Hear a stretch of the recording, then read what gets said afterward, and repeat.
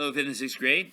This is your video for Friday, December 4th for history. And we have 2 pages to do. Now, you're going to have a test coming up next week because we are near the end of this section. In fact, the last page that you have to do is going to be page 105. You have to do part of 100 today, 103 and 104. 105 will be... 105 you will get next week. Now 104, 103, and 104, which is today's, is only a puzzle. And so these are things that you've already had.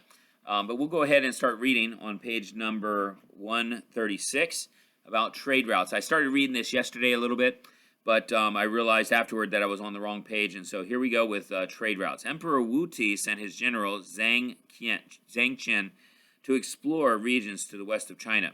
Wu Ti wanted to find him allies to help defend China from its enemies, especially the ones from the north.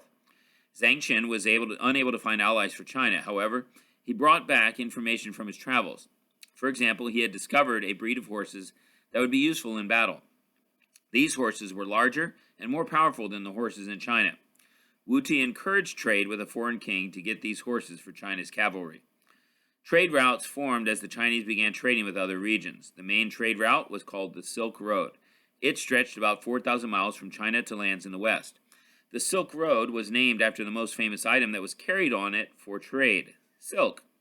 Traveling on the Silk Road was difficult and dangerous. Merchants traveled together in groups for protection. They hired armed guards to protect them from bandits who stole goods and water. Traders used the Bactrian camel to transport goods. This two-humped camel did well in both the extreme heat of the desert and the freezing cold of the mountains. Silk and fine pottery from China were highly valued by people in other lands. Chinese merchants traded with those people and brought home horses and new products such as fruits and cotton. Other civilizations eventually traded or exchanged ideas and inventions with China. Buddhism comes to China. The Silk Road and other trade routes brought products and ideas from other lands. These new ideas included religion. Merchants and teachers from India brought Buddhism to China in the 2nd century A.D. As Buddhism spread from India to other countries, it developed into Theravada Buddhism and Mahayana Buddhism. Mahayana Buddhism was the branch that spread to China. So different branches, different forms of Buddhism itself. Unlike the Theravada Buddhists, Mahayana Buddhists believed it is a duty to help others reach nirvana, a state of peace or bliss. A Mahayana Buddhist hopes to become a Bodhisattva, a person who has reached enlightenment but delays nirvana to help others reach enlightenment. Now go back really quickly, previous page to the map. You notice the Silk Road there, and where it started all the way in eastern China and then went all the way to Egypt, to Alexandria, Egypt. Pretty long route if you consider that. Later on in the 1200s, you hear about somebody named Marco Polo who went from Italy to all the way south of Africa and went that way as far as trade routes, and he would spend years trading and finding out about things, and that's when they rediscovered silk and were able to find some other things from China. Mahayana Buddhism on page number 137 again at the top. Mahayana Buddhism had to explain why some of its teachings differed from other versions of Buddhism. They said that Buddha knew that different people had different abilities to understand his teaching. So some Mahayana teachings were different from the original teachings, but they helped people of lesser ability come closer to the truths Buddha wanted to teach. Other teachings were given to those with better understanding. This mindset allowed Mahayana Buddhists to dismiss earlier Buddhist teachings and to accept later ones. Some people think that this is the way the Old and New Testament of the Bible work. They think the Old Testament is no longer relevant and has been replaced by the New Testament, but this is not true.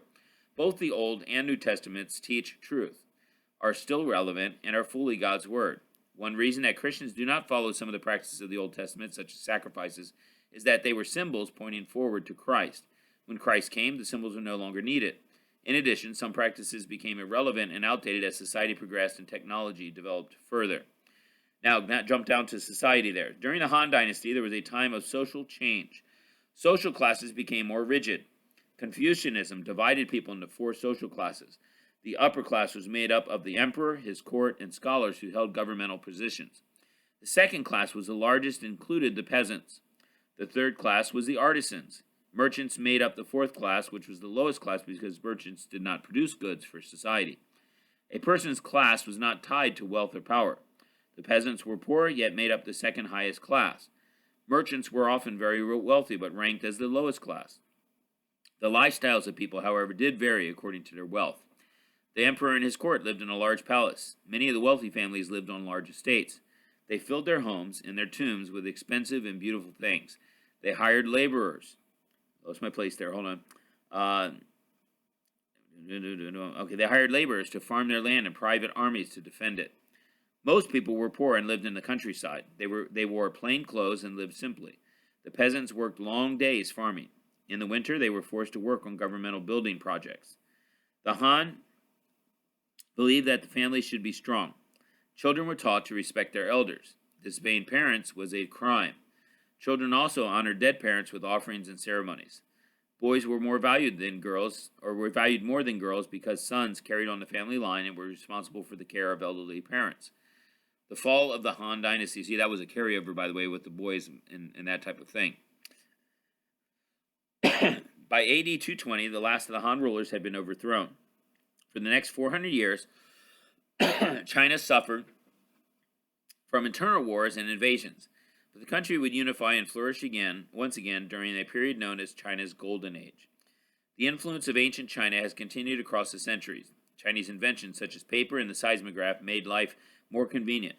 The Chinese laid the foundation for many advances that would later follow. Many things enjoyed today come from the ancient Chinese and their culture. All right, now, secret word was, on the previous page, I can't remember what it was now. Secret word, Silk Road was the secret word. And so if you decided to wait till the end to look and you were listening closely, hopefully after yesterday's video, then hopefully you got it there. Have a good day. Bye.